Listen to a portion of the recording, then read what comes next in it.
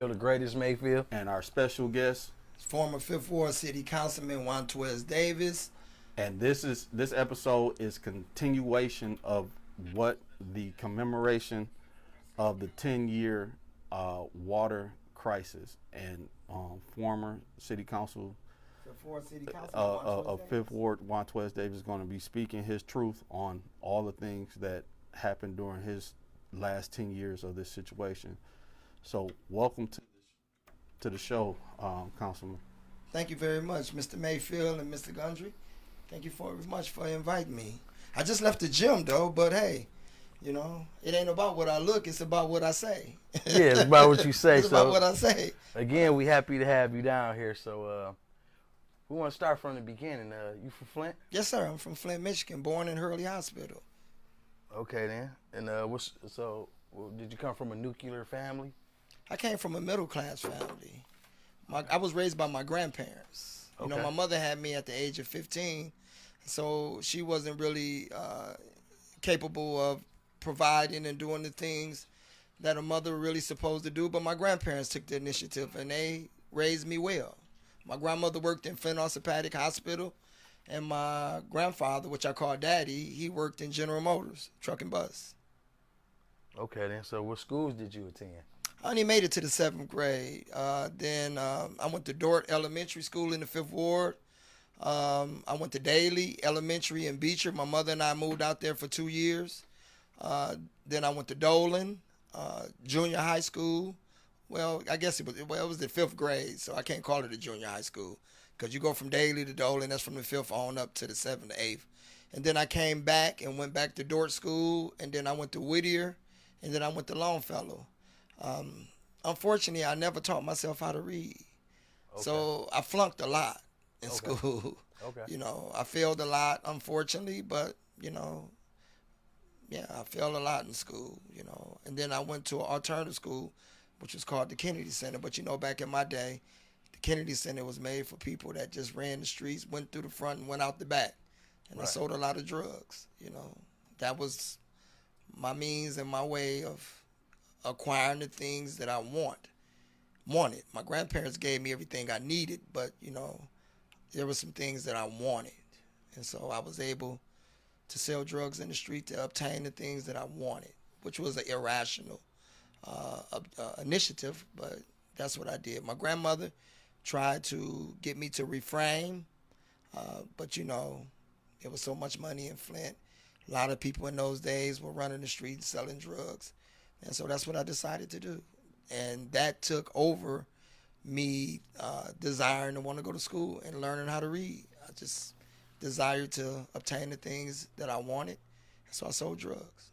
Okay, then. So we all fail, you know what I'm saying? And that's Yes. and that's what helped us be the men that we are today and build character. It builds a lot of character. The more you Yes. fail, the more character that you get. So, Absolutely. So where we want to go now, so since you only got a 7th grade education, have you ever been to prison? I did go to prison. I went to prison. I murdered a man for raping my mother Wow. when I was 17 years old. Prior to that, I had no convictions. I have never even been to jail. So, yeah, I murdered a man. 3 men raped my mother, and I took the initiative. And my heated emotions, I began to think irrational. After my grandmother told me to not do it, I still took the initiative to do it. And there was a young man that went and told on the guy and myself. The guy didn't do it. And so I took the initiative to turn myself in to clear him. And I turned myself in to make sure that the person that was with me wouldn't be accused nor be liable for what I did. And I pleaded guilty. In 90 days, I was doing 22 to 50. And Wow. So I turned myself in to make sure that he wouldn't be a part of what I did. So how long did you do? You said you did. I did 20 years. I So- went in when I was 17. I got out when I was 37. So what are some of the positive things that you did in prison to make you become the man you are today? Well, I met an older guy by the name of Raphael Pitts. He used to write letters for me. I would sit on the floor. Well, let me start from the beginning. I met Raphael through a guy named Joe Brown. Okay. Raphael and Joe Brown and I was walking through the track, and I would listen to Raphael on how articulate he was. And my body, or my mind, was so in tune with his intelligence that Joe told me after we departed from Raphael, he said, Wani, a lot of people think that he is crazy, but Wani, he's remarkable and he's extremely intelligent and you should get to know him. And so I would walk the track with Raphael and he would expound on a lot of things when it came to history and manlyhood and, just try to educate me in ways that he wasn't able to educate his own children because he went to prison early in age and he had children that he wasn't able to raise. And so they rolled Raphael out. And when they rolled Raphael out, I end up being transferred and I end up meeting him again. And I didn't know how to really write letters or express myself in letters. And I would sit on the floor, he would sit at the table, and I would express my feelings, and he would write letters in the way that he felt that I was expressing myself. And so one day he told me, he said, WANTWAZ, in order to succeed in life, it requires sacrifice. Okay. And I said, what do you mean by that? He said, in order to be successful, it requires for you to be sacrificial. We have yard 3 times out of a day. And I know you like to go to the yard. He said, so you should sacrifice one of your yards and learn how to read. He said, because I can no longer be an impediment in your life when I know better and I know you can do better. So I will no longer be able to write letters for you, but I want to teach you how to read. You should learn how to master the English language. But first, you have to make a sacrifice. And I say, what sacrifice? You need to miss one of your yards and let me go to the yard. And just look over the words. And so they opened the door. And I said, I'm going to start sacrificing right now. He threw a big book and he hit my desk and it was heavy. And I said, what is that? He said, it's a dictionary. Master the English language. And if you start now, when you go home, you can be remarkable. But I can't be an impediment in your life and continue to write letters for you that by the time you go home, you won't know nothing. Wow, that's incredible. So, and so I would go over the words, peruse over the dictionary. I didn't know what I was perusing, but I would go through it. And when he get off the yard, he would teach me my vowels, adjectives, adverbs, nouns, and we would start from there. And so I went on this big excursion, which is a journey, and I started teaching myself how to read. Wow, that's great. That's very inspirational. So during this ordeal, as you begin to read and as you begin to, learn and figure out yourself and who you were, because you went in young, what type of aspirations and dreams, because you had an out date, you was coming home, what were some? Have you lived out anything that you ever dreamed about? Yes, most definitely. God is magnificent. He's allowed me to do the things that I've always desired to do, and I'm still doing it. Life is not fulfilled yet. My goals are not fulfilled yet. I only got an inkling of it, but I still got more that I need to fulfill. And so my aspirations was to educate myself and to come home and be remarkable, help people, assist people. I used to do it when I was in prison. I was helping people get out of prison. Matter of fact, I ended up catching a lung condition in prison, and I filed a lawsuit in one of the hardest civil courts that you can ever win a case, which is the Western District in Grand Rapids. And lawyers was telling me that I didn't have a lawsuit. So a guy out of Grand Rapids and we got on a typewriter and pen and paper, and we filed the lawsuit ourselves, which is called deliberate indifference under the 8th Amendment. And to make a long story short, I end up winning the lawsuit. Put your code in while you talking. Finish talking. I end up winning the lawsuit. And I called the same lawyer. His name was Dan Manville. He was a law professor at the Michigan State University. And he would constantly tell me I didn't have a lawsuit. So I called him one day on the phone, and he answered. But he was kind of vulgar. And he got to going off on me. And he said, Davis, you don't have a case. I said, well, I survived summary disposition. summary judgment. When you survive summary judgment in a lawsuit, it means that the court has given you a trial date. It's not like the Second Amendment in a criminal case where you are afforded a trial or you can plead guilty. There's some levels and hurdles you have to overcome to get a lawsuit. And it means that you have to prove a genuine issue to convince the judge that your issue is genuine and it needs to be tried in front of a jury. So I survived that hurdle. And a lot of lawyers didn't think I could survive that hurdle because that's one of the hardest courts that you can win a lawsuit or survive summary judgment is is Western District. So make a long story short, I end up winning that case. And I was sent home 8 months later. But before I was sent home, Governor Jennifer Granholm took all tobacco paraphernalias out of the Michigan Department of Correction, where you could no longer smoke cigarettes or tobacco in the Michigan Department of Corrections. Wow. And that was I didn't tell her to do it. That wasn't a part of my lawsuit. But because I won, it was very remarkable that I can win. And a guy and I, out of Grand Rapids, won that case when lawyers didn't think I had a case. So that let me know how magnificent God was, right, and how my education really paid off, because I learned law and I just self-educated myself. And due to that, I created a historical moment. I won, and they took tobacco paraphernalia out of the Michigan Department of Correction. A lot of people were upset from the beginning, but I actually saved their lives as well, because tobacco is not good for our health. And so then I came home, and I saw how dilapidated and how financially bankrupt, and just how our city looked at in a horrible condition. So I got a question. Yes. So when you first came home and you leaving at 17, what was the first thing that actually sent you into a culture shock when you came home? My brother was bringing me up my street, and I saw all empty lots and burnt up basements and boarded up houses. Flint didn't look like that when I left. And then I discovered that we was considered one of the poorest cities in the nation. When I left, we was one of the highest. I think we were the second highest. Okay. Money economically in the nation. To come home to a poverty-stricken city, it was mind-boggling to me.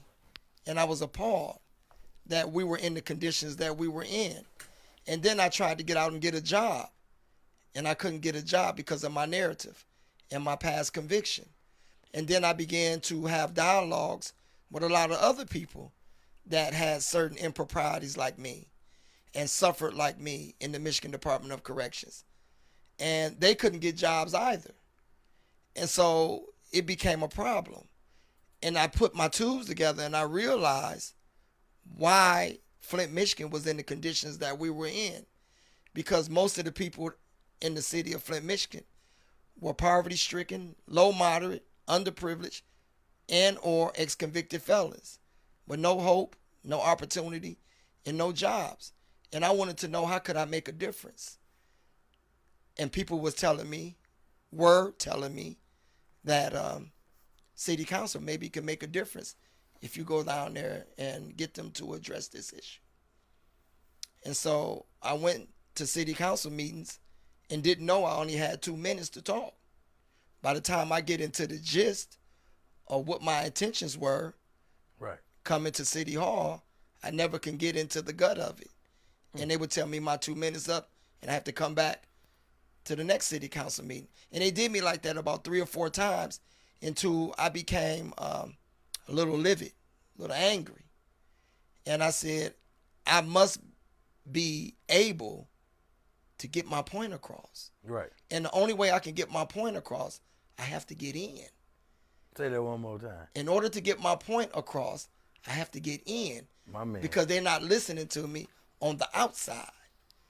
And so I told myself that I'm going to run for this seat. I'm going to run for this seat.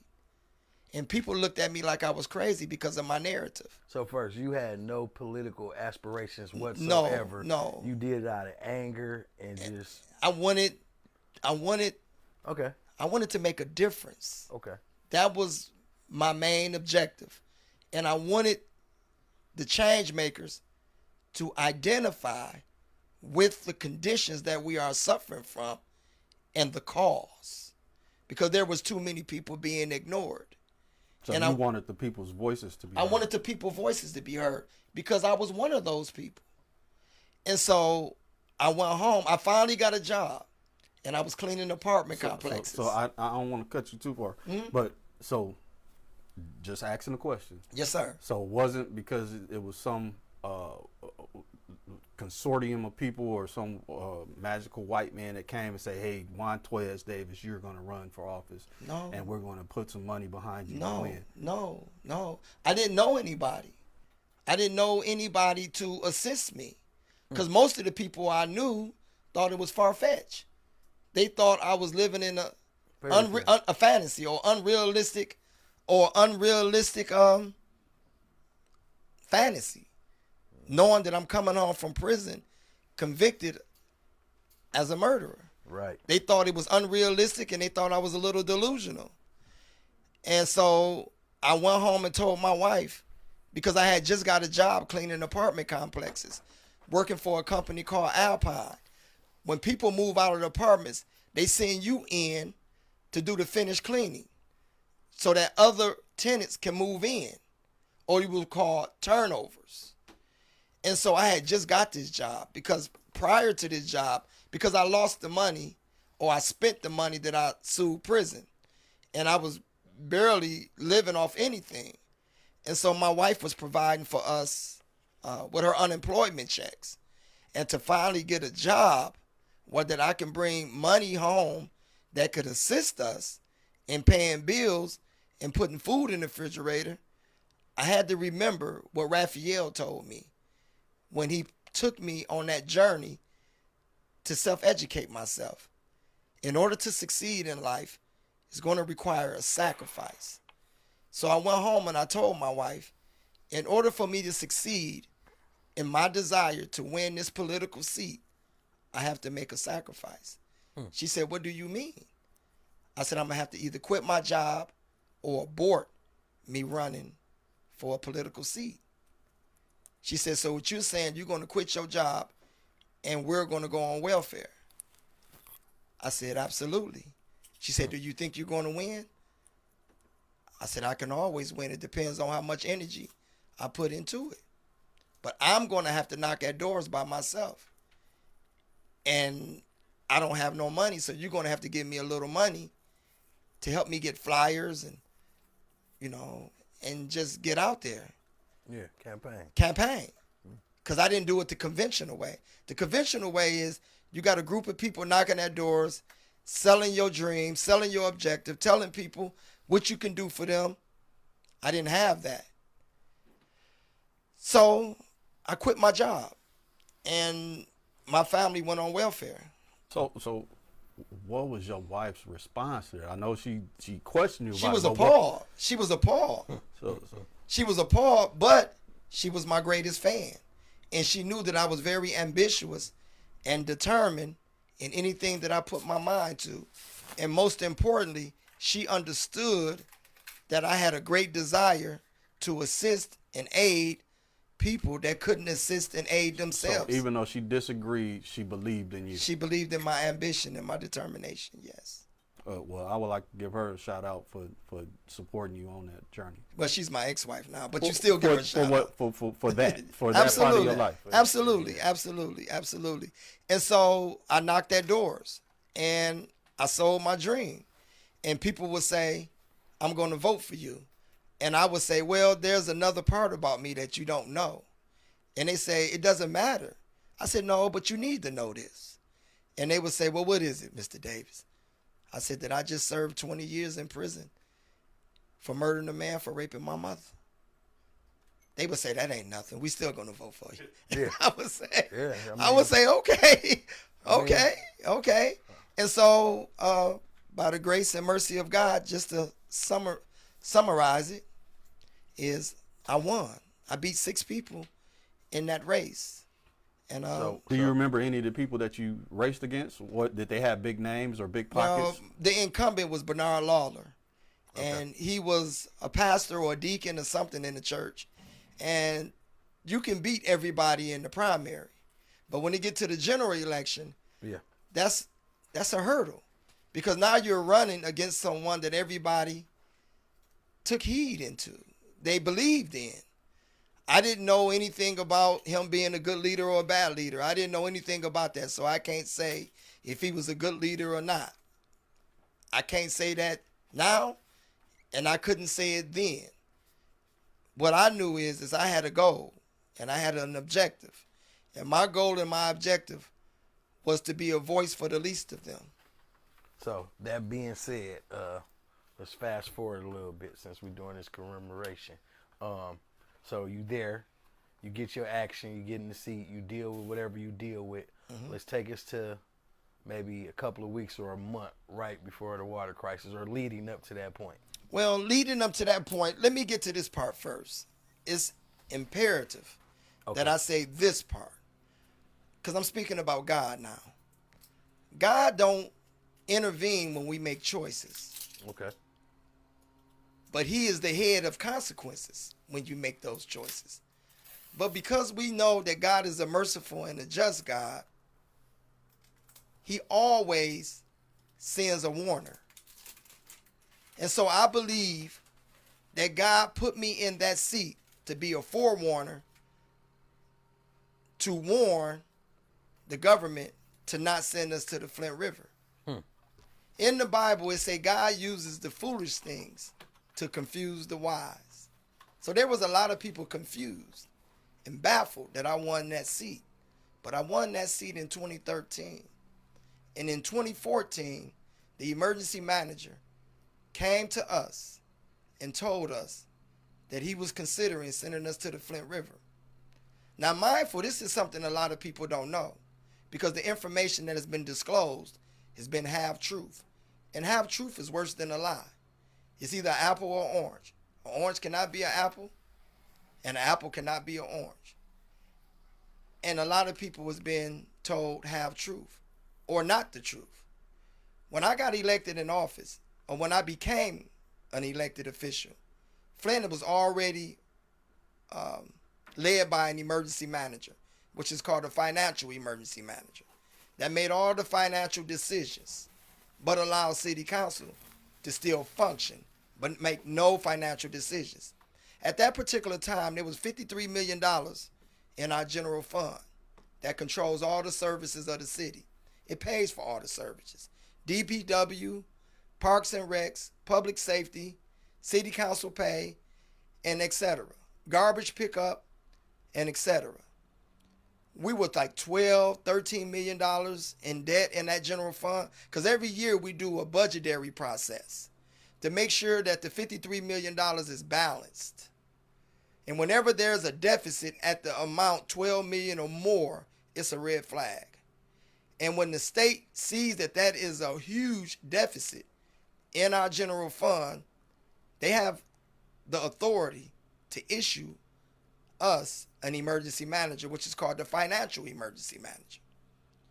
When Darnell Early came to us and told us that he was going to take us off the Great Lakes and place us back on the Flint River, I thought it would be haphazard to the residents in the city of Flint, Michigan, only because I heard a lot of rumors about the Flint River, and I did a research, and it told me in my research that we had been taken off the Flint River since the 60s. And I vetted and perused the articles that I read, and it never told me why. And it never told me that that issue, or whatever the issue was, that it had been resolved. So it was alarming to me that he would arbitrarily move us to the Flint River without doing a due diligence to figure out if it was safe to do it. And so I begged him over and over, and I sent him emails begging him to not do it, that it would cause possibly a hazard to our health. I just presented an email to the moderators of this show. I just presented it. If you want to hand it to me, I can read it. This is an email that I sent to the emergency manager, begging him to not send us to the Flint River. I also posted this on my Facebook page the same day that I sent him the email. And this is what the letter says. I Googled it up so that people can see that I did put it on my Facebook page. And this is what it said when I Googled it up. I Googled it up out of Meta Al. You can Google it up. I think Meta Al is what brings up all of your Facebook posts. And it's an email, exact email that I sent to Darnell Early, who was our financial emergency manager, who made the decision to send us to the Flint River and was approved by Governor Rick Snyder. And it says this. It says, I found the specific Facebook post you are referring to. And then it says, on April the 16th, 2014, but it's saying I'm a woman, right? So please excuse that part. Councilwoman WANTWAZ Davis posted on Facebook, I am begging you, Emergency Manager Darnell Early, do not switch to the Flint River for our drinking water. We have a chance to reconsider this decision, and I implore, which means beg, you to do so. The health and well-being of our citizens is at stake. Let's work together to find a better solution. Then it goes on the back, and this is what it says on the back. This post was made just a day before the switch to the Flint River water source was scheduled to take place. That means that this was sent a day before it was announced that we were going to the Flint River, and 9 days before the button was switched or pushed. Then it goes further. Unfortunately, his plea, or her plea, that's what they're saying, was ignored, and the switch went ahead, leading to the devastating water crisis that followed. Councilwoman WANTWAZ Davis' post has since been recognized as a precedent warning, and her advocacy efforts have been acknowledged as an important contribution to the fight for justice and accountability in Flint. So let me rewind. This is the email that I sent to Darnell Early. And I sent one to Governor Rick Snyder too. This is proof. I just read it, which means that I stood for the residents and I warned them that this catastrophe was going to happen. Did I know that we was going to be poisoned by trihalohaftamine, Legionnaire, lead? No, I didn't. But I knew that it would cause a hazard to our livelihood and to our health. Now let me rewind the tape a little bit.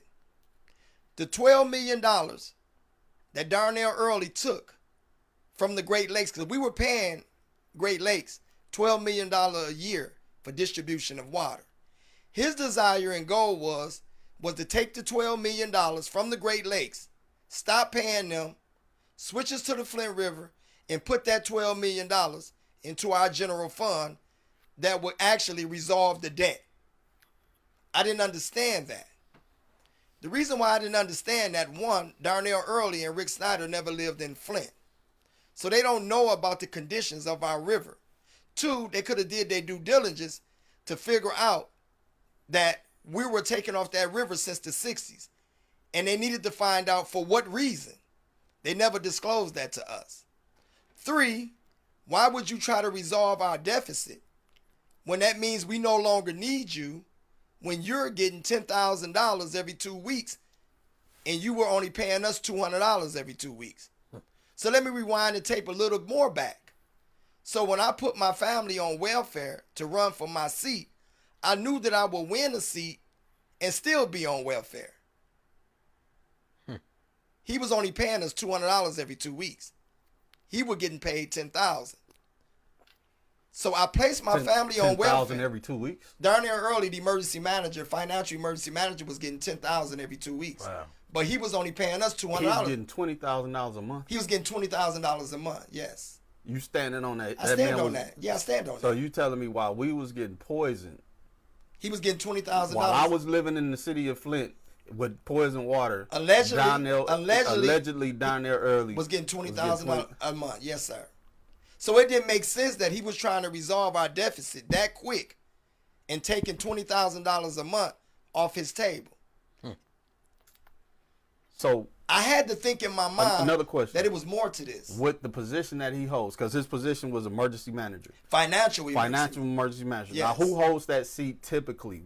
What's the equivalent, the regular seat that he sits? That's what he was. No, I'm saying who's doing the job that he emergently took over? Whose job did he take? He took all of our jobs. He So- was the one in control. He took our democracy away from us. I get that part. So, if he was a city council person or somebody that worked for the city, what would his title be outside? If it was an emergency title, who would do the job that he did? Well, to answer that question, So he took over the whole infrastructure. He took over the whole infrastructure. He took over city council and the mayor. It was just one leader who allowed us to still stay in position. So with everybody in the municipality, did they at that time? We Did had to everybody adhere to put him. together We had to make adhere that to much money that he made? Well, he gave city council was only making $200 every 2 weeks. I'm saying, is anybody in the municipality making $20,000 a month? I know the mayor makes about $125,000 a year. So sitting as a mayor of the city of Flint, you making $100-some thousand. The mayor makes over $100,000 a year. Yeah, city council makes about 30, 25. So he 30. basically saying within a half a year he done made the equivalent of what the mayor would make for a year. More and like he's trying to take it off his table. Yes, and it didn't make sense to me. So that was the reason why I was vigilant and so strong on trying to get him to refrain from making that decision. And I just read the letter to you guys. So it's proof, well documented. So when people say he didn't try to stop that, I did. I just read the letter. Did I just read the letter, moderators? Yeah. I read the letter, right? It's the same exact letter that I wrote to Darnell Early. This is powerful information. This letter right here could have got them placed in prison. But because I was marginalized, discriminated against, and they were extremely biased towards me, only people that they subpoenaed to speak at the hearing was people who reacted towards the poison, not who was proactive. The courts didn't want to hear about the reactionary process. I was burned. I had a rash. My children suffered, and God bless their souls. You know, for all those that, suffered from that crisis, God bless you.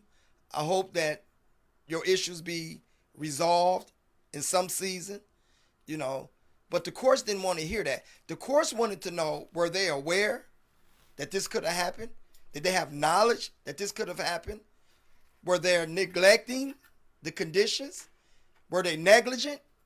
They wanted to know, did they have an understanding that this could have really occurred? Well, this letter would have showed that they were warned, which means they should have or could have did their due diligence, farther beyond than just taking advice from the MDEQ.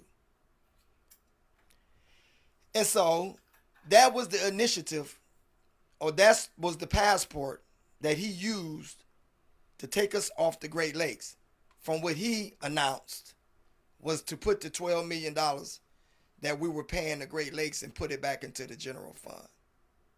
That was his reason. When to me, it was suspect. Because one, you're taking $20,000 off your table.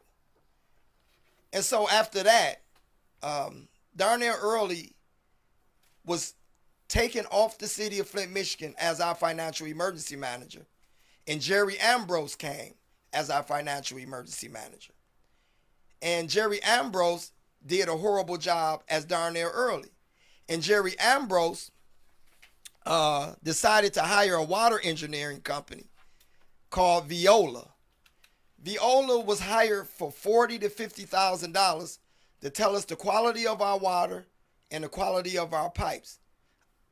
I did a research on Viola because by this time. So hold on, now I got another question. So, are you and have you ever been financially compensated, or somebody paid you to say things or to support them or to to make politics go the direction they want to.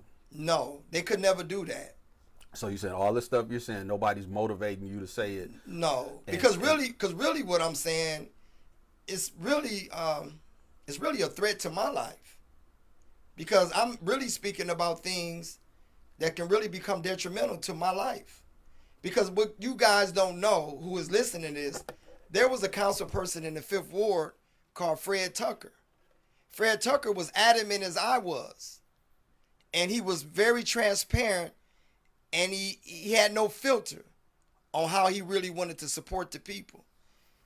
From what I've heard, Fred Tucker and his wife were killed in their home. They were taken out of their home, and they found their body in another state. That's the information that was told to me. So you believe that this information that you're talking about is equivalent to the same stuff. It's equivalent to Fred Tucker. A lot of Flint residents believe happened to Fred Tucker and his wife. That's what I was told by a lot of elderly people that's in their 70s and their 80s, allegedly. Okay, so let's pick back up on this Viola. So I did a research on Viola, and it said that the research that I read, I vetted it real strong. And through my understanding, from what I've read, it's in my phone because I posted it on my Facebook page, that they were sued all over the United States of America. So this company was sued all over the United States of America for the same reason that the emergency manager Jerry Ambrose wanted to hire them for. So what I did, I brought the research to the interview, and I gave the research to all council members. And I gave the research to Jerry Ambrose, who was our emergency manager, and I gave it to Viola. And I became extremely rambunctious, and I became extremely frustrated and irritated that this company has the audacity to come to the city of Flint, Michigan, trying to get a job for what they have been sued all over the United States of America for. Wow. And so none of the other city council members never stood up to assist me in stopping them from going to the Flint River, nor trying to convince Jerry Ambrose, who was our emergency manager, to not give Viola the contract, which means that I fought against Darnell Early to not switch us to the Flint River, and I fought against Jerry Ambrose to not hire this water engineering company called Viola. Viola asked me in the meeting, because they knew I was exposing them. They said, Councilman Davis, why are you so angry? I said, because you shouldn't be in the meeting.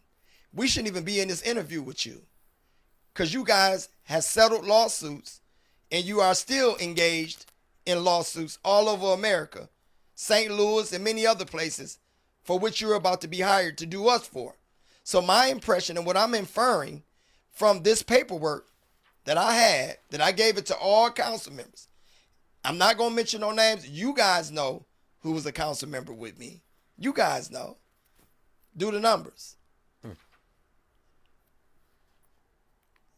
Fast forward the tape. Unfortunately, Jerry Ambrose, who was the financial emergency manager then, him and Governor Rick Snyder, hired that company. Just recently, Viola just settled with the city of Flint, Michigan, a $25 million lawsuit. And the reason why they made a $25 million lawsuit, because they didn't tell us that it was lead in the pipes. That 12 children died from the quality of that water and the lead in the pipes, which I had already predicted that they was going to be a disservice to us. So hold on a minute, So what you saying now, fast forward it, is that the city of Flint has sued this company, Viola, that you talking about, and got $12 million, and they won't even put it on our water bills or give some. They got $25 million. They got $25 million. They settled for $25 million. So they sued this company for environmental injustice. And we still around here looking at, and people still waiting on their money. Well, the question should be, why haven't we received the $600 million Yeah. that we won? Yeah. Not the $25 million. The $25 million went to some of the children Okay. that was okay. ailed. Okay then. Yeah, All right. the $25 million went to some of the children that was ailed by All right. that water, Well, by their disinformation So I got a question. So, or misinformation. They both is the same. Disinformation means that we withheld the information. Misinformation means we gave you improper information. so I just want to interject to say this. I don't know who was on watch, but I know when I can name them if you want me to. No. Oh, okay. I was at Mott, and I was taking a presidential class. It was a presidential course that they had for the water crisis. So we were able to interview, and this is archived and documented at Mott, and I was the only black and male on this particular board that we had, and it was actually a class. So we got to interview everybody that came in and out and had something to do with the Flint water crisis. And what stuck out to me the most is rest in peace, Eric Mays. Eric Mays said this. He says, so look at it like this. He said it was a piece of paper, instructions on how to treat the water after, you know what I'm saying, we switched over to Flint, right? And the only step that was missing on this paper was the water corrosion step, which was it costed so much per day to pay for that. Well, let me interject. I got what you're going, so let me interject. Okay. God bless Eric Mays and his soul, and condolence to his family. So I'm not casting aspersions against Councilperson Eric Mays. But we have to speak truth and we have to be transparent, because this is what this is about, transparency. May people accept it or not. Because you just alluded to that. And you just expounded and given us a synopsis of that, moderator. Eric Mays believed that we go to the Flint River, filter the water, bottle the water, and sell it like Amway. That's why he didn't help me. He used that consideration as an economical goal. Wow. Because Eric never helped me in neither one of those situations, the fight against Darnell Early nor Jerry Ambrose. Eric Mays came in play after we were already poisoned, and he showed up at every one of my protests. But hold up a minute, hold up, because I want to make hold on. Let me do. I want to make sure the content is right when we talking about Eric Mays and what I'm saying, because I didn't get to finish. So what he said, what stood out to me, is that it's an instruction sheet on every step you have to take to treat this water. And Eric Mays said the only step that was missed was the corrosion control to keep the pipes from releasing lead, right? Well, so it was missed. That's what he said. So all I'm saying is that he's telling. So when I thought about it, I was like, well, how can you miss something that you got instructions to do? Well, and then that's where I was going with it. Well, I know that's where you was going with it, but I just wanted to be transparent. May people like it or not. May people kick me in the butt. May people kick me in the back. But I was just being honest. Understood. But when you say he came to your protest, was that to support or to? He came to the protest to support, but not to fight against it. Because the only thing I needed was for my colleagues to apply pressure. And there's a good consideration or a great possibility that we could have changed the Constitution of the way that the government was thinking. Or at least they would. What you mean change the Constitution? Because their Constitution, which is a frame of thought, was to just switch us to the Flint River. Based on the charter. You talking about the charter in the city of Flint? No. Oh. The charter didn't play no part once we was under financial emergency manager. All right. What I'm saying is once Darnell Early desired to switch us to the Flint River, none of my colleagues applied pressure. I want to go back to you talking about the state constitution, or what constitution are you talking about? Constitution, the way that you think. You know, when you think the thought process. Yeah, okay. the thought process. Yeah, the thought process. Okay. That's the Constitution of the way you think. That's the thought process. None of my colleagues applied pressure. I thought that they would at least apply pressure against Viola when our other emergency manager, Jerry Ambrose, desired to hire that water engineering company. Especially when I brought the research in that this company is substandard. They're being sued all over America for the same reason that Rick Snyder and Jerry Ambrose is attending to hire them. Why hire a company that's already under litigation? Why, for the same thing that we're trying to hire them for? Why hire a company that had made a lot of settlements in other cities and states for the same reason that we about to hire them? That's a red flag. It showed that they wasn't qualified to get $40,000, $50,000 from us, that maybe we need to go to another water engineering company that may be better qualified. I gave all my colleagues the information. Nobody stood up. Everybody kept their thumb in their mouth. So why do you think or believe that people were so anti what you were I don't think that they were anti. I think they didn't really understand that this was going to happen. Mm-hmm. I didn't think that they understood that this was going to happen. Yeah. I didn't think that they understood that this was going to happen, because I do believe, in being just, that if they knew that this was going to happen, they probably would have applied pressure. I do believe that. But just the mere fact that all of my colleagues except Josh Freeman were older than me, and a lot of them worked in the auto industry, and they knew that it was rumors that the auto industry had polluted our water. That they, just on that assumption alone, that I feel that we should have forced them to be a little more diligent in testing the quality of our water to assure us that this is a good decision. But nobody applied pressure. I was the only one that applied pressure, unfortunately. I just read the letter that I sent to the emergency manager. If you Google my name up right now, if you Google it up, meet WANTWAZ Davis, the ex-con that tried to save Flint. That's an article that Yahoo.com did, because they knew about this letter. They knew that all the time that I fought against both emergency managers, Jerry Ambrose from not hiring Viola, the water engineering company, and Darnell Early to not switch us to the Flint River. They knew that I fought 2 times to try to prevent this poison. And so they came and did an interview with me. The Steve Harvey show invited me on his show. Now I'm going to tell you about Steve Harvey. Steve Harvey had the opportunity to educate the world about the Flint water crisis, but he chose not to. I was the only one that he invited on his show. He sent his producers to my house, and they asked me would I come on the show, because they were aware that I tried to stop the poison. And when I got to the show, now this is in my book, when it come out. When I got to the show, they put makeup on my face, and then they came to me and said, Mr. Davis, there's been a change of plans.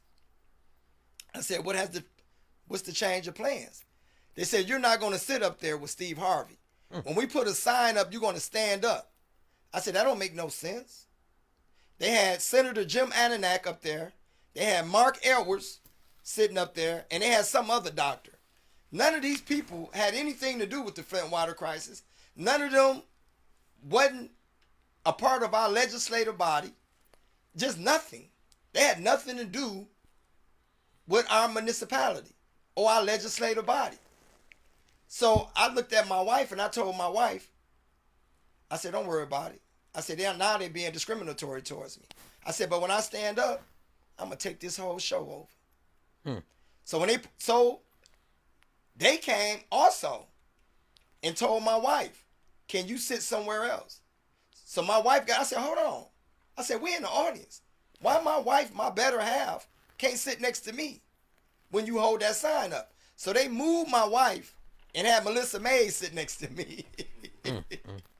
And I said, this is going way too far. We're in the audience. Why do my wife got to move and you want to put Melissa Mays next to me? What do she got to do with anything? What do Melissa Mays has to do with anything pertaining to this, but besides being a water advocate? Y'all, what she got to do with this? So when my wife got up and she moved, I said, I'm going to take this show over. So I told everything that I'm telling you guys right now. Wow. I expounded on everything. I probably spoke for probably 25 minutes. And when I got through speaking, Steve Harvey leaned in his chair and said, man, you might well have your own damn show. But when they aired it, when they aired it, it was an embarrassment to me. It showed Mark Edwards slighting me on his information. So they done some cutting and They editing. did a lot of cutting and editing before and they only it had came out. Mark Edwards pointing at me and saying some foul stuff. And that was it. It only lasted like 3-4 minutes. Wow. And that was it. I gave Steve Harvey the same information that I'm giving you guys right now. And that's why I say that Steve Harvey is an opportunist. So it was all Hollywood. It was all Hollywood. And I'm putting that, it's in my book. Okay. I would never have respect for him ever again in life, because that was the moment that he could have educated the world about what happened, why it happened, because why is the most intelligent question that you can ask anybody, is why. The most intelligent answer you can give is I don't know, if you don't know. But the most intelligent question you can always ask somebody is why. He could have told all that to the world, and he chose not to. People say, well, he don't got nothing to do with the editing. He got a lot to do with it, because his face is used. It's called the Steve Harvey Show. It's not called the Editor's Show. It's the Steve Harvey Show. But he didn't tell them nothing. He didn't educate the world about nothing. So he basically called me on the show to make me look like a fool. So And there's another thing I got an issue with. They just did a 10-year anniversary on the water crisis, right? Yep. Commemoration. They didn't speak to me about nothing. Wow. I called Channel 12 News. I begged them. They said, Davis, it seemed like you just want to talk and be on the show. I said, no, I just want to tell the truth. Because apparently nobody is telling the truth. Well, let me interject. Out of the Mud wanted to hear it. That's all I wanted to say. We wanted to hear it and give you opportunity to tell the truth, because it's important. And I'm elated. For your truth and I'm to grateful. be known. I am extremely grateful that you guys called me on here. And we ain't stopped nothing you said. You have not stopped anything. And I'm extremely grateful. Nothing. And you know why I'm grateful? Because God. Your truth is your truth. My truth is my truth. Whether we agree or disagree. And I got documents of my truth, right? Yes. Yeah. I didn't just come on here and just to be talking out the side of my neck. I brought my documents. And documents can never be refuted. And so, first I would like to say that I'm extremely grateful that you guys called me on here. It lets me know, well, I've always known, is that God is magnificent. Say that again. And he's extremely just.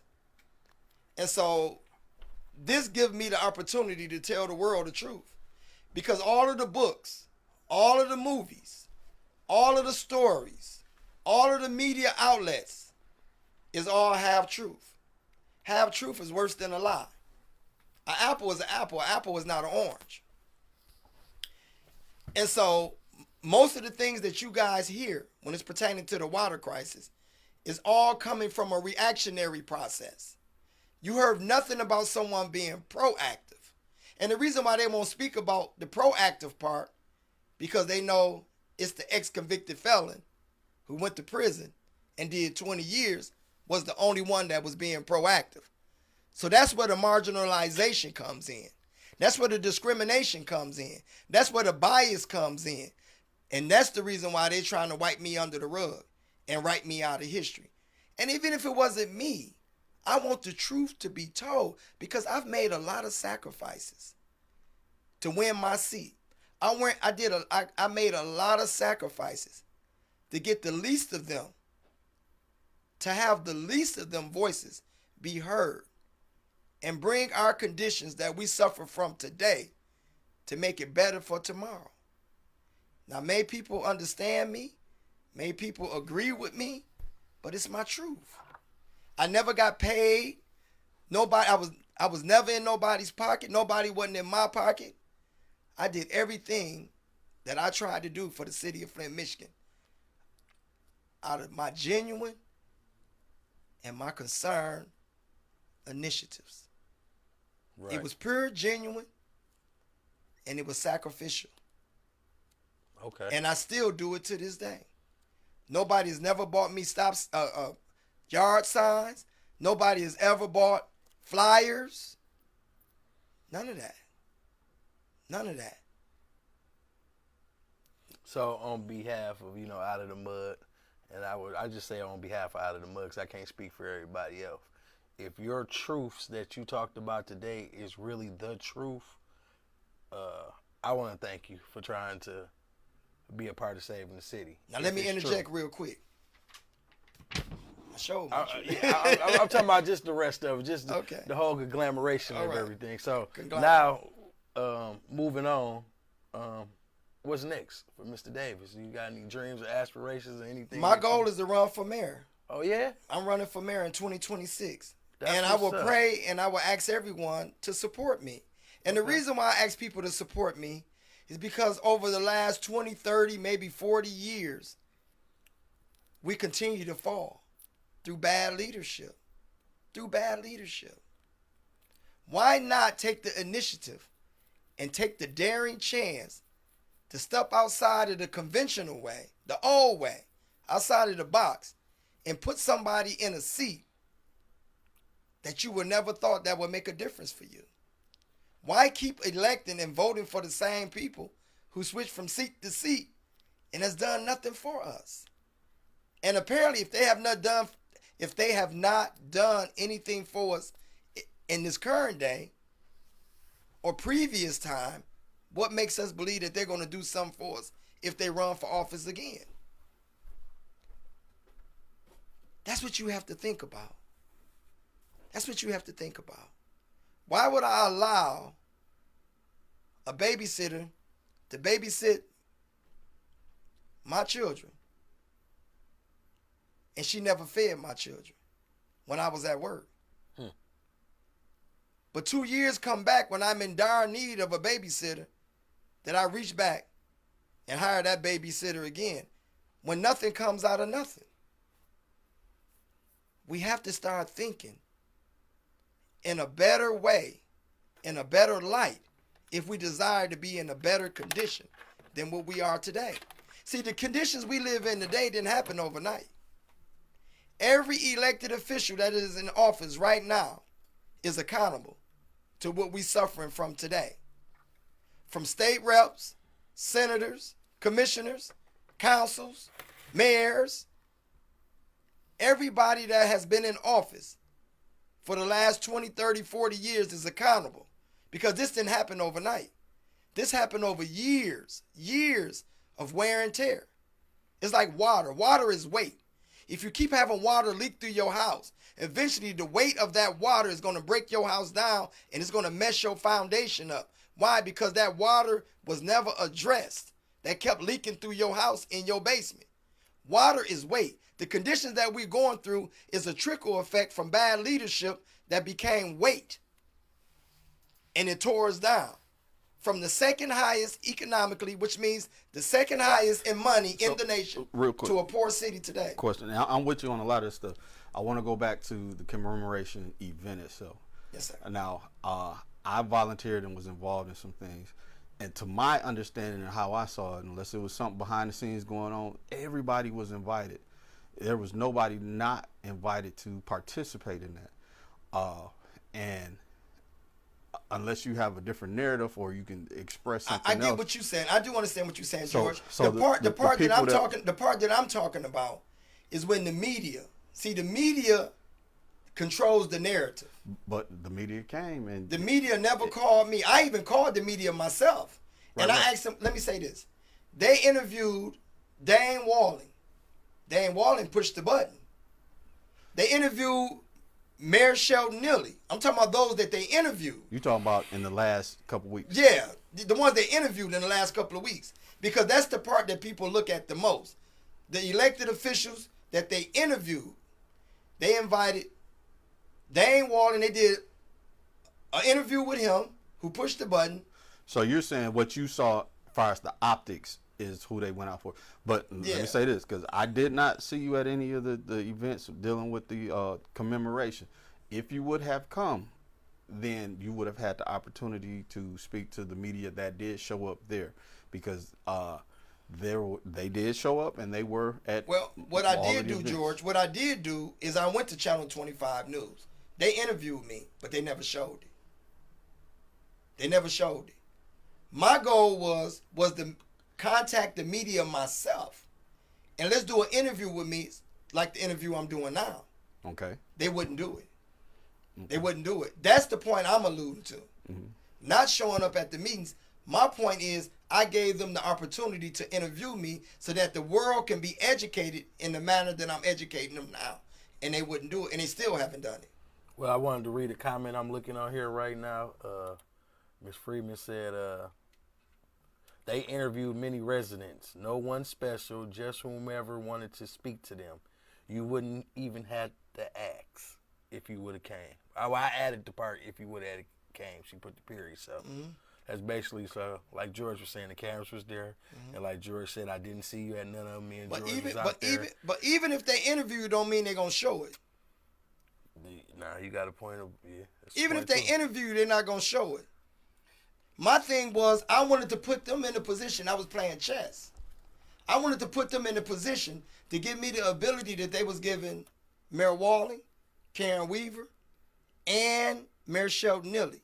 Because if they put me in that box, then they got to give me the same ample amount of time that they gave them, and they would not be in remiss. They would have to show that interview. They interviewed a lot of people at those. So go over again why you believe they did not include you or give you the same time because that they they gave wanted the other. Because they wanted to control the narrative. And what narrative is that? They don't want people to know the truth. So what we have here is WANTWAZ Davis speaks on being ignored while trying to save the city of Flint, marginalized, discriminated against, and being written out of history. So this is part of what you're saying about absolutely. Being written That is the part. That is the part. That is the part. The only thing, even when you walk in the Sloan Museum, right? I went in the Sloan Museum, and they got a part in the Sloan Museum where they talk about the Flint water crisis, right? They got Darnell Early, the emergency manager that made the switch. They got Jerry Ambrose, the other emergency manager. They got Rick Snyder. They got Leanne Walters. But they got everybody in there on the reactionary and those that cause it, but they have nothing that's proactive. There has to be a balance, but there is no balance. What's the thing with Leanne Walters?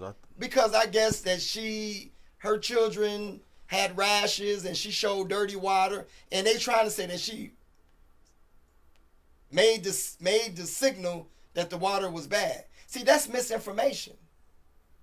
That's misinformation. So how, in your opinion, it's just like Dr. Mona Hanna, right? They said that she saved Flint. Well, if they would have listened to this, then we wouldn't have knew nothing about the Dr. Mona Hanna. If they would have listened to me asking them to not hire Viola, then we wouldn't have knew nothing about the Dr. Mona Hanna. So they are speaking about reactionary. Well, Nobody's speaking about proactive. Oh, well, I'm saying whatever you did and whatever she did, everybody played a part in bringing it to the light. So, but that was the reactionary process. Yeah. But there was someone trying to tell you to not do it. Because if I had children, I get what you're saying. So, let me put and these people, they did have a reaction to the all thing. reactionary. And I don't know if there was something that some of these folks were doing beforehand to try. Yours was the most public because you were sitting in a city seat. That's right. To be publicly say, hey, everybody can see that I'm saying no. Everybody can see that I'm against this and we should not do this. No, not just that. Let me give you what I mean. What I mean is this. 12 children died from this, right? And it could be more. That we know of. So it could be more. 300 years from the day when one is too many. Let me say that one is too many. 300 years from the day when we're all gone, there's going to be questions that can't be answered. And one of the questions that won't be answered is, you mean everybody agreed to this? You mean there was no one that stood up for those children that died? Who will be able to answer that question? Well, there were people that weren't in the direct public that were saying things months beforehand, even before the switch, like Pastor Bobby, Mission of Hope, and it was another. Nobody ever came to the meeting and said that. Well, these were people in the community. These were people that didn't, they didn't have the same platform. But this is the thing I'm saying is this. Let me get back. I'm not taking nothing away from you because I agree with you that it's BS that it is BS. It's not being recognized. It is BS. You said before this problem even happened. That's right. Let's and people are going to ask that question 300 years from today and say, you mean there was nobody in office that said no, that stood up for us? There was nobody in office. Let me say it like this. So I think because your energy is a very direct energy, And some people can take what I would consider your confidence as conceitedness. And that's not, in situations like this, it doesn't matter what people look at or how they feel. If the information and the objection against something is right, then just stand on that. Don't stand on because you may or may not like a person's the way they do stuff. Because if what he said is going to create you from being poisoned, then you should have listened. Well, that's right. And then the point, that's right. So, and then not only that, Mayor Weaver just gave an interview, and she said local officials are accountable too. Yeah. So, Mr. Davis. And that was wrong because we were not accountable because we had no decisions. And then you got some people think that we voted for it. You got some people say city council voted for that, and that's not true. It's just like this, right? Let me give you this point because you're right, George, and thank you for saying that. We got a lot of comments too. And let me say this: you got some people. When you're not, I'm gonna say we got a lot of comments, a lot of people commenting. So I know James is gonna. When you don't have an understanding of government, your misconception takes control. You got some people think that elected officials downtown stealing money. Like I can just go in there, open up a safe, grab money, put it in my pocket, and walk out the door. The only money we see is always on paper. We don't see money.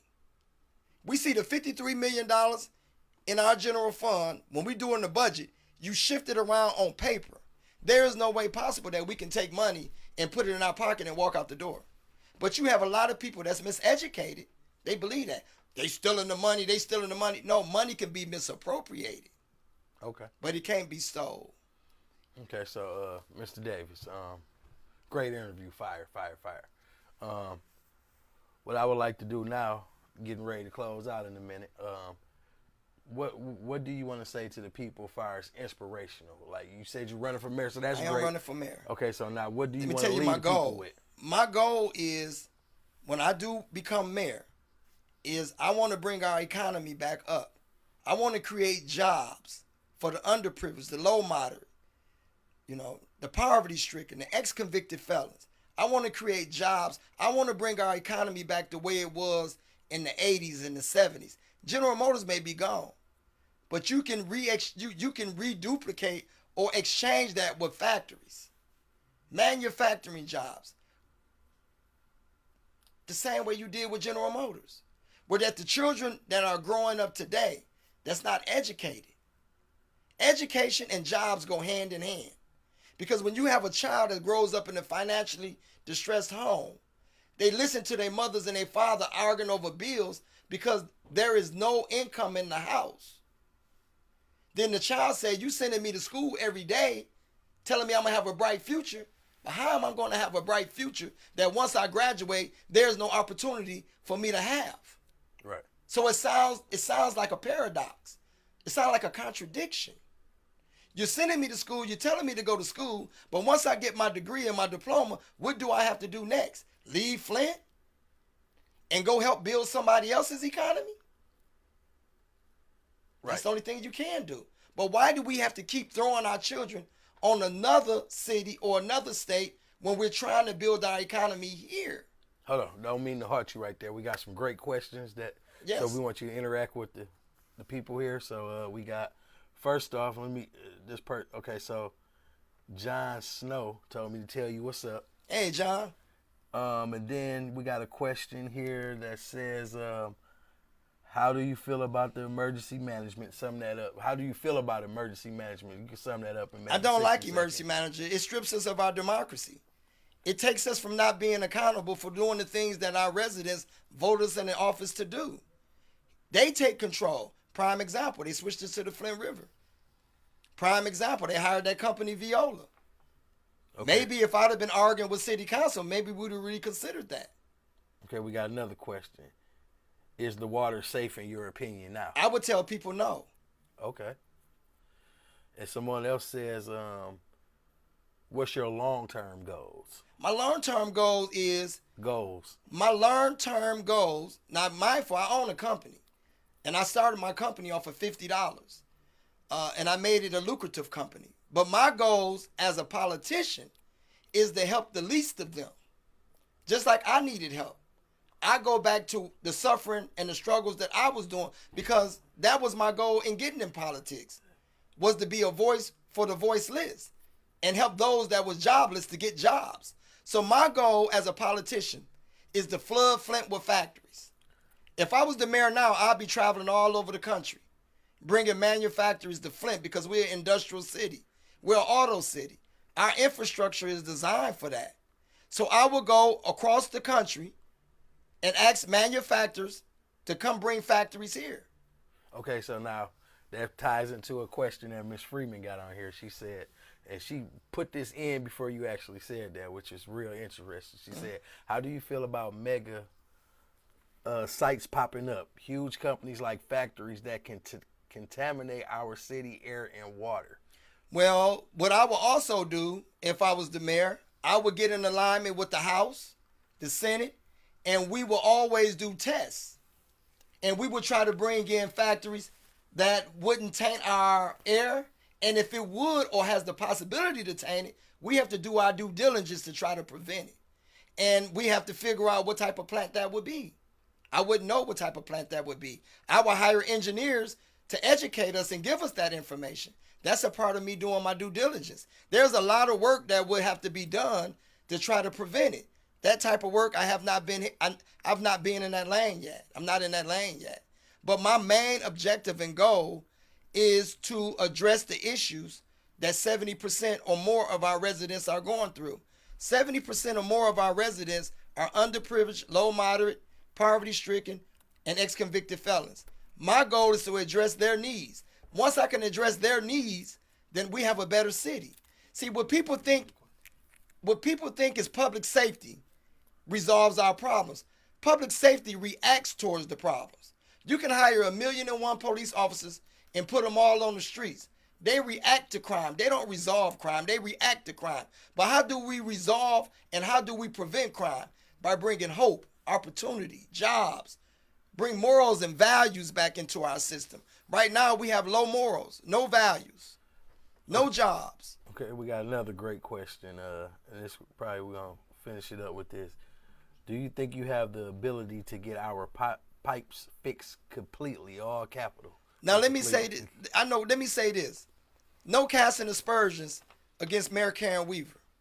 But when and no aspersions, please, no pun intended. I just want to tell you what I would have done had I been the mayor. At that particular time, we had the whole world looking at us. And the whole world wanted to know, what can we do for you to make it better for you? What I would have done first, since Obama came to Flint and drunk that fake water, which was Sprite or crystal water, I would have pulled them in the back room and say, President Obama, I understood that game you just played. That's nevertheless neither here nor there. But what I need you to do is to get with the House and the Senate, ask them to submit a bill. I went to Dan Kildee. Dan Kildee submit a bill, send the bill to President Obama that we don't have to pay water bills for the next 10, 20 years, and fix our infrastructure off the federal government general fund, the federal and the state general fund, where that we had to spend no money out of our general fund to fix our pipes because the state created this condition and the federal government is over the state. So we make the state and the federal government accountable before our problems that was imposed upon us. Okay, so that's what's up. But I think the question is that, since Neely's got to leave, he's terming out. You gonna run in 26. Mm-hmm. What do you believe you can do now? What is the ideas when you get in there to be able, not what nobody else did, once you get in there, is to do exactly what's going to be the strategy is to get all these pipes in these houses? Is to do exactly what I said. Get with the President of the United States of America and tell him we need help and get the House and the Senate to submit a bill. 1, to pay our water bills, and 2, let's expedite fixing these pipes off the federal government general fund. Let's expedite it. It's been going too long. It's been going too slow. And we shouldn't be paying for water that we don't trust. Question, what are your thoughts about the ARPA funds? The ARPA funds, we got $40 million left. It was $94.7 million. None of that money really came to the residents. With that $40 million that is left over right now, I would give it to the people. And the way I would give it to the people is I would pay people property taxes. I would pay people property taxes because most of the people property taxes right now is from water bills that they couldn't address. So fixing roofs, that's not a good idea. We got to make sure that they keep a house where they have a roof. And most of homes right now in the city of Flint, Michigan are either about to be foreclosed or they under foreclosure. So we need to make sure we keep their shelter first. So what I would do with that $40 million, I would spend that last $40 million on paying people property taxes. Because most of the property taxes is water bills that they couldn't afford or they couldn't pay because they had to address other issues. And really, most importantly, why pay a water bill when you can't even trust yourself to drink it? That's the way you give the money back to the people, is to pay their property taxes. That $94.7 million should have been more to the people than what they spent the money on. They spent the money on fixing street lights, public safety. People create crime in the daylight. Okay, so everybody that's paying attention, everybody that's watching this fire interview, Out of the Mud Media on Facebook, you can subscribe when you get ready to. You asked it. You asked the last question. No, look. So we had some other comments. Will you put a moratorium back on the water bills? Yes. Will you get water pods back in the city? Say that again? Would you get water pods back in the city? Well, yes, I would get water pods in the city, but see, that's only a Band-Aid. My goal is to take the Band-Aids away. See, let me say this, please. Let me say this part.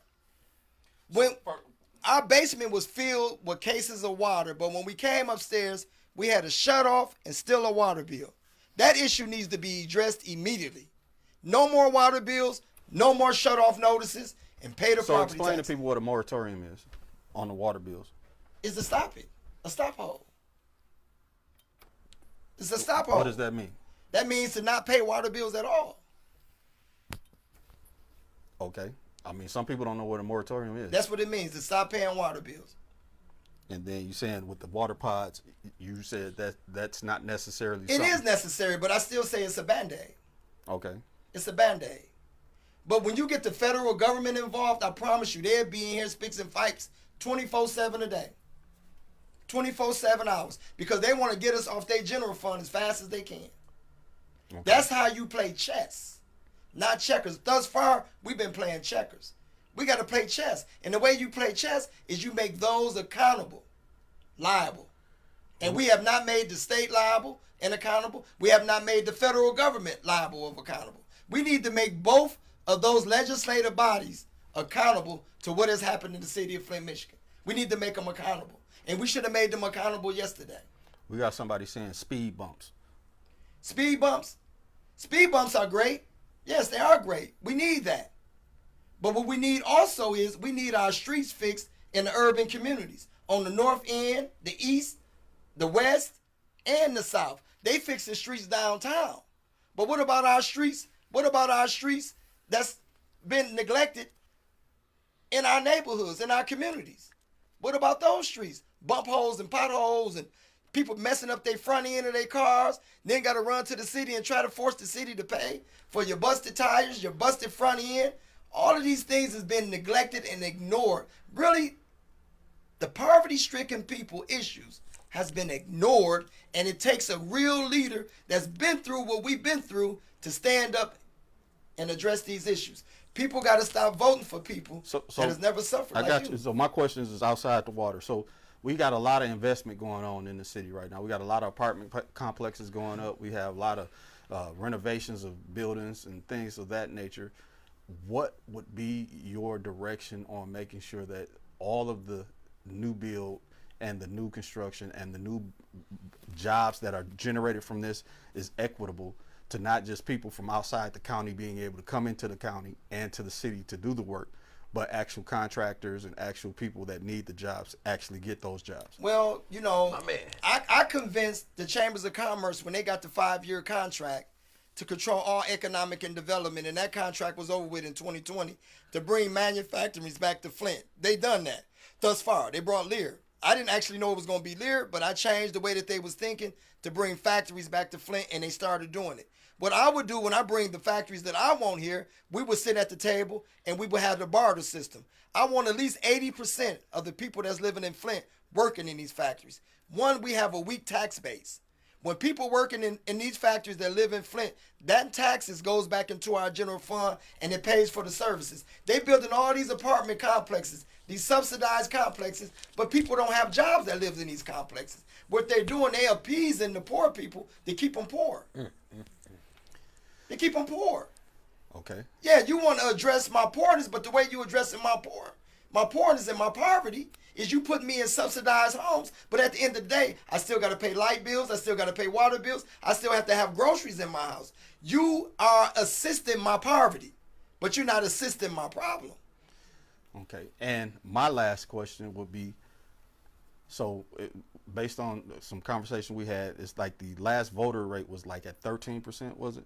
Yeah, the last night. So only 13% of the population voted for the elections in the last elections, and out of the 100% that could have, what is your strategy or thought process in order to increase those voting numbers? Is to let them know that I suffer just like them. This is the problem that we go through when you have elected officials. Elected officials that need to be in these offices are people that walked in the same shoes of the people that they desire to help. Unfortunately, the people that really want the help say, why go vote when they don't address my needs? This is why I feel that God is merciful and just by putting me in the political arena, because I've walked in every shoe. I cannot ignore what we go through because I've been in every shoe that walks the earth. In every shoe. Drug dealer, poverty, underprivileged, low moderate, ex-convicted felon. There's not one shoe that walks in the city of Flint, Michigan that I've never walked in. That's why I say it's imperative that people take the urgent and the need, the urgency and the need to go to the polls and give me the opportunity. We've given everybody else the opportunity. They've dropped the ball on us. Why not give the opportunity to somebody that has walked in your shoes? So I got a question. What would be your idea and your strategy to try to engage our millennials to vote for you in the upcoming election in 2026? You know what I do already? What? Because I'm proactive. I walks with them. I talks to them. I engage with them. You know what I think would really get them? What's that?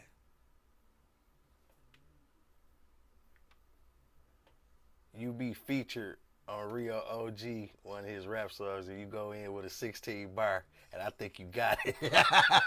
Well, you know I know Louis Ray now. You know I know them. I know them. I know Cliff. I know these guys. I'm in the Fifth Ward. I'm in the Fifth Ward. Fifth Ward to me. I think the millennials will go crazy. And people may not understand this, and they may say, oh, no, the Fifth Ward. But Fifth Ward is the body. It's the nucleus of Flint, Michigan. It's always been the nucleus. Because we in the Fifth Ward right now. Fifth Ward, they changing the district in 2026. But the Fifth Ward goes originally from Rankin all the way to 12th Street Store on, the liquor store. It goes from DuPont all the way to the east side. That's the body of the Fifth Ward. But my thing is, the way that I get the millennial, this new millennial, is you have to walk with them. You have to talk to them. See, Jesus was good because Jesus walked with the scammers. Jesus walked with the prostitutes. Jesus walked with all those that had bad, negative improprieties. You can't estrange yourself from them. You can't ignore them. You can't walk above them. You can't walk from them. You have to walk with them. And that's what I do. I walk with them. Now, I know I said that was going to be my last question, but I ain't going to say that again. But another question is, since we're addressing the youth, we have a huge issue with them being retaliatory and having the issue of killing each other when it comes to problems. How would you address those things? The way you would, let me tell you this. The issues with when I grew up in the 80s and the 70s. See, what people don't realize is this. When your economy is good, crime goes down. When your economy is bad, you see what you see today. When I grew up in the 80s, you can count killers on one hand. When you saw him, you knew he was a killer. You knew he was. Everybody was making money. Although everybody wanted to be drug dealers, everybody parents was working in General Motors, truck and bus, Fisher Body, AC Spark Plug, Chevy in the hole. You didn't see Flint the way you see it now. We became the way we are now because we lack morals. Values are gone. Hope is gone. Opportunity no longer exists. And most importantly, jobs are scarce. And they're not afforded to the least of them. When you answer and address all of those issues, crime goes low. Economy gets better, crime go low. It's not police. It's not public safety. Police address crime. They don't resolve it. People, only fear that people have of police is getting caught. It's getting caught. But when you apply some opportunity, some hope, it creates values and morals, and most importantly, when you show them there's an outlet. Right now, there is no outlet for positive behavior. There's no option. It's only one option, and that's going left. There is no right. There is no right. We have to have an option there. We have to have an option. Either I'm going to go left, I'm going to go right. When I grew up, there was an option. A lot of us choose to sell dope, but there was money. A lot of us worked. There was money. At the end of the day, there was opportunity. There is no opportunity now. So everybody initially goes left. We have to create a right. When you create a right, people begin to do what? The right thing. When you only got a left, what they do? The negative thing.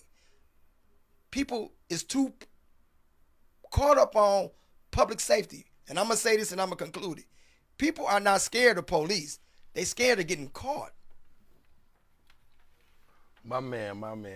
We really appreciate the interview, man. Most definitely. This was fire, man. This was Most real definitely. fire. And there's more fire to come from Out of the Mud. Yeah. And And y'all get y'all phones and type it in, Out of the Mud. And share. And like. Go to 'Cause if Out y'all of the keep Mud. doing good, informative, positive content, that's what Out of the Mud is going to get. And Out of the Mud is on every platform. We haven't put out stuff on those platforms, but like them and follow, and we'll start. Because a lot of the stuff is going to start going specifically to Out of the Mud and Out of the Mud INC under Facebook. But I want to say this: any other political person or legal person or anybody that wants to share their story, their version of their truth, you're going to be welcome to do the same thing. We're not going to bust you upside the head and try to trap you. Your truth is your truth. And thank you. Now, what the people say, we can't control that. That's right. Yeah. What the people believe and think, we can't control that. But we're going to give you the opportunity to speak your truth. I'm talking whoever it is. Whoever, Tim Herman, Ridgeway White, Mayor Neely, all of y'all. Y'all all welcome. Because ain't nobody intimidated up here, and ain't nobody going to treat you unfair up here. My homies went to the military and college. I went to the streets. Well, my man, I came from the streets and went to college. So I'm street too. Let's get that straight. I came from the streets too. And I'm a felon, ex-felon, stand up like you said. So we standing up.